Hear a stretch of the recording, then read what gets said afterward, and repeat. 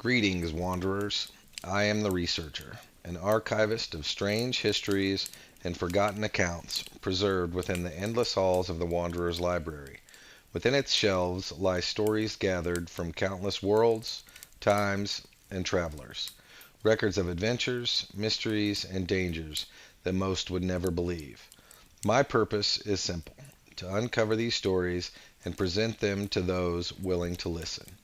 This recording marks the first entry in my collected research into the tales held within the library.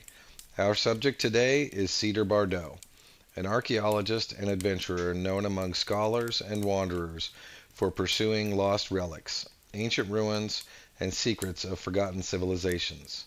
The record we will begin with is titled Cedar Bardot and the Tomb of the Reincarnated One. What truths lie buried within the tomb? And what will Cedar Bardot discover when the past refuses to stay buried? Let the record begin. Chapter 1: Through the Abandoned Wing. The shelves that would usually stretch upward like literary redwoods were creaking and splintering if they were not outright collapsed, and the books that would typically line them lay ruined in piles on the ground. This is the place that the librarians ignored, a place that wanderers rarely ventured into, the abandoned wing. That is, except for a wanderer with a flat cap on their head, a flight jacket on their shoulders, and a machete dangling from their hip. Cedar Bardot squeezed their body through the only space that was left after a shelf fell onto its neighbor. They shoved their packs further through the gap ahead of them before shimmying after it. Another push, and they were finally out of the other side. Cedar looked around at their new environment as they put their backpack on. Here, the stories made sense. Scorch marks painted on the floor, and shelves with a thick layer of ash and soot. Cedar picked up a somewhat intact book lying next to their foot, only for it to fall apart. They sighed and dusted off their hands. The grunts coming from the gap they had just pushed themselves through suddenly reminded them that they were making this trip with a companion. They reached an arm back into the gap to help him. Professor McElroy emerged from the hole. If it weren't for Cedar's grip on his arm, he'd have fallen onto the floor. He looked at the former inferno around him. My God, what happened here? Tossing the remnants of books aside and checking the backs of shelves, Cedar answered. There's a lot of conflicting reports I've heard. Everything from some ancient war to the GOC taking their nickname a little too literally. Cedar had met the professor only 3 days prior. He introduced himself as a professor of some obscure Ivy League school that even the dear college graduate Cedar had never heard of. He said that he had a job for Cedar, and all they had to do was help him find a particularly rare book. McElroy was rather cagey. He refused to disclose why he wanted the book. In fact, the whole job seemed sketchy. But Cedar was short on cash and the last person to pass up an adventure for ancient knowledge. So they accepted with little hesitation. Cedar pushed against the back of another shelf. It cracked easily. They punched the spot, putting a fist-sized hole in the shelf. Looking through the hole, Cedar could see the significantly less burned parallel aisle. A smile crept across their face. The professor sifted through a pile of burnt books as Cedar began pulling, punching, and kicking through the shelf. This does not bode well for our mission, the professor said, adjusting his circular glasses. Wouldn't be so sure, Cedar replied, as they pulled out another piece of wood, finally making the hole in the shelf wide enough for a person. After you. This aisle was pristine compared to the one they had just come from. Much of the wood was rotted, and there were still some scorch marks, but it seemed more intact than the other one. Cedar retrieved a map from their backpack. Trying to make sense of the rather archaic document, Cedar squinted at the map. Which winding corridor were they meant to travel next? Cedar traced a finger across the map before taking off their cap to run a hand through their aubrey-colored hair that was only a few shades off from the wood of the shelves. The professor, who had been looking over Cedar's shoulder in an attempt to understand the map himself, scratched his head. So which way do we go now? Up. The two wanderers gazed up at the gigantic bookshelves. They would be easy to climb, but from the floor, the height seemed near infinite. This would be a test of endurance more than anything else. All right, I don't have any climbing gear, so try not to look down, Cedar said, before climbing up the shelves that creaked and groaned with each ascension. Professor McElroy hesitated a moment before following them. Ignoring Cedar's instructions, he looked down. They had only been climbing for a couple of minutes, but it seemed that they were already 70 feet up. How do you know it's still intact? The professor asked, trying to hide his fear. The book? Cedar answered. I don't, really. But word around the library is that it's still legible. Most of it, anyway. The professor was shocked. You mean to say that we've come all this way based on rumors? The damn thing might not even exist? Cedar laughed. Welcome to the job. The two continued up the shelves, the only other interruption to their climb being a shelf collapsed under Cedar's weight, an obstacle they quickly recovered from. It took them nearly an hour to reach the top.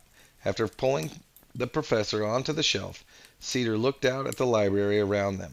It seemed to go on forever, an endless expanse of books and knowledge in winding corridors and impossible geometry. Cedar wished they had a camera.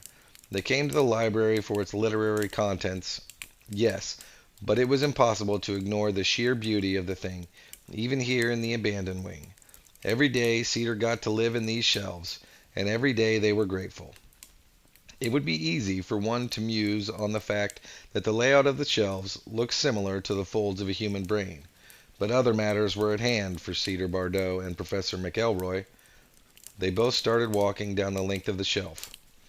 The floor beneath the shelves dropped off into an inky black abyss that almost seemed to breathe. Something was shifting around at the bottom of it.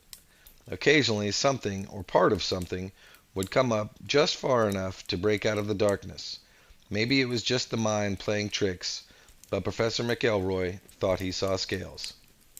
How far does it go? McElroy asked. Forever, probably. I've heard some say that it leads to the tunnels. For all our sakes, I hope not, Cedar answered. In any case, it's not in our best interest to find out.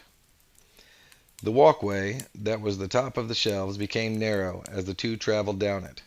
McElroy was so focused on staying on the walkway as to not discover what was at the bottom of the pit, that he almost didn't notice the storm of books was before him. Hardcovers swirled around the walkway, caught in an eternal tornado. The wind sounded like screams of agony. It was infinitely up and infinitely down. The professor wondered if the thing in the pit was causing it. Cedar continued forward, holding up their arm to block incoming books. We're almost there. Try not to get hit. A book hit Professor McElroy in the shoulder blades. He grunted and followed Cedar. The eye of the storm was near silent, other than the sounds of the roaring winds it was surrounded by. It was peaceful, and the air was oddly clean. McElroy took a deep breath, partly to enjoy the air, but mostly to calm himself. Cedar started counting their steps. 30, 40, 50. They stopped and looked down the side of the shelf. Here. It was hard to tell if the shelves were floating above the pit or emerging from it. The professor feared that the item of their quest could be deep in the abyss. How far down is it? 30, maybe 40 feet. The professor stared down into the void beneath them. Do you have some kind of harness? Nope, Cedar replied, already descending down the shelves, as if the thought of falling was something they hadn't even considered.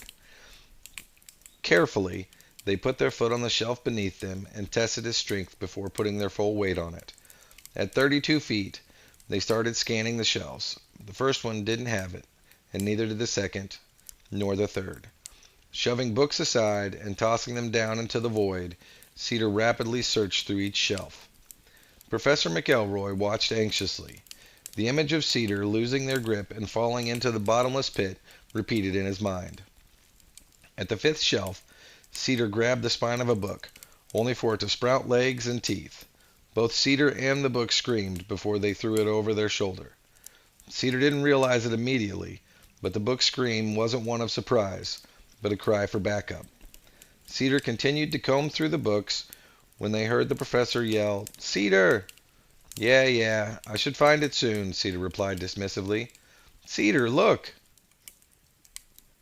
Cedar finally looked up at the professor, and then what the professor was pointing at.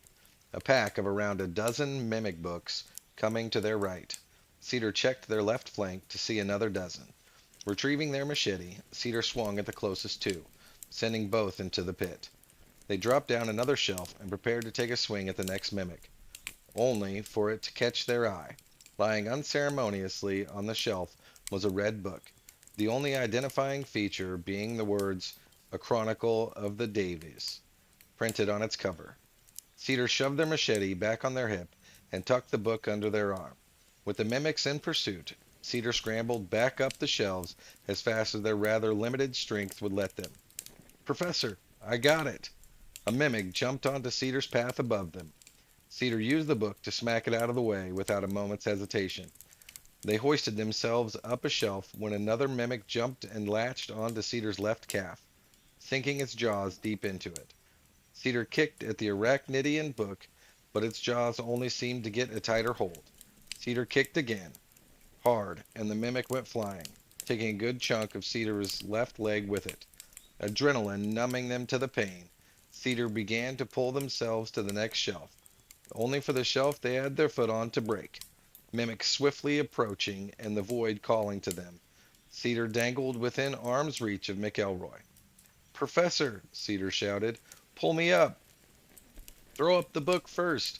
I'll be able to grab both of your hands then," McElroy replied urgently. Cedar looked at the book and then at the professor. The mimics were getting closer by the second. Cedar was out of better options. They tossed the book up to the professor, who caught it and hugged it to his chest. He started flipping through the book and smiled. "I'm sorry, Cedar, but I can only trust myself with knowledge of the Davies. Thank you for the help." Without so much as a glance at Cedar, Professor McElroy ran back through the storm with the book tucked tightly in his arms. Cedar wanted to curse him, but they didn't have the time. The shelf they were dangling from gave way. Thud, thud, thud, thud. They went plummeting through shelf after shelf, down closer and closer to the beckoning abyss. Their arms shot to their hip. Their fingers barely wrapped themselves around the handle of their machete before Cedar ripped it from its sheath and thrust it into the shelf wall. The sudden stop nearly took the wind out of them. They were far from the mimics now, but that barely solved their problems. With all of their weight on it, Cedar's machete began to bend and crack the wood it was jammed into. It wouldn't hold for long. Cedar spread out their limbs and pushed against the sides of the shelves to hold themselves up. They yanked the machete out of the wall and shoved it back into its sheath. Taking a moment to breathe, Cedar searched for any possible escape. The storm had closed in a little. It was no more than a few yards out from them. Looking up again, Cedar saw the descending pack of mimics snapping their jaws in excitement. Perhaps there was a safer way out of this situation, but Cedar couldn't think of one. They took a deep breath. 1, 2, now! Using the sides as leverage, Cedar launched themselves from the shelves and into the storm, praying to any deity in earshot that the winds were strong enough to carry them. Luckily for Cedar, a few must have been listening. The storm caught Cedar and jagged them through its current. A few of the mimics tried and failed to jump after them. Relief was short-lived, however, as Cedar held on to their flat cap and braced for impact. They were slammed back into the shelves, though now much closer to the top. From what they could tell, the storm had brought them back the way they had come. The shelves shook from the impact, much more than Cedar expected them to. All seemed calm for a moment until, crack! With the sound of a lightning strike, the wood of the shelves splintered and shifted. The entire section was coming down. Cedar pulled themselves to the top of the shelves and sprinted, trying to ignore the growing pain in their leg. The shelves toppled and fell into the void behind them. The wood under Cedar's feet seemed to become more unstable with every step. The cracking wood grew louder. They ran so hard they were sure their soles would be bruised. Another shelf collapsed. Finally, Cedar could see where the pit ended and the library's floor began. The walkway beneath Cedar started shaking. It was going down. Just as the shelves beneath them collapsed, Cedar leaped. Their jump wouldn't land them on the floor, but it would get them close enough. Cedar caught the edge of the floor and dangled there for a moment as the rest of the section fell into the abyss. They struggled to climb onto the floor. Cedar lay on their back, out of breath. The first thought was to kick themselves for not bringing a gun to this job. They could have shot Professor McElroy right through his stupid circle-rimmed glasses the moment he betrayed them. Their second thought was of the long trek back through the abandoned wing they still had before them. Cedar wanted to cry, but they'd need the water. They stood up and took a first aid kit from their back. The rubbing alcohol made them wince as they applied it to their wound. Their long day just got a lot longer. And that concludes the first chapter, Through the Abandoned Wing of Cedar Bardot and the Tomb of the Reincarnated One. Check back soon for Chapter 2.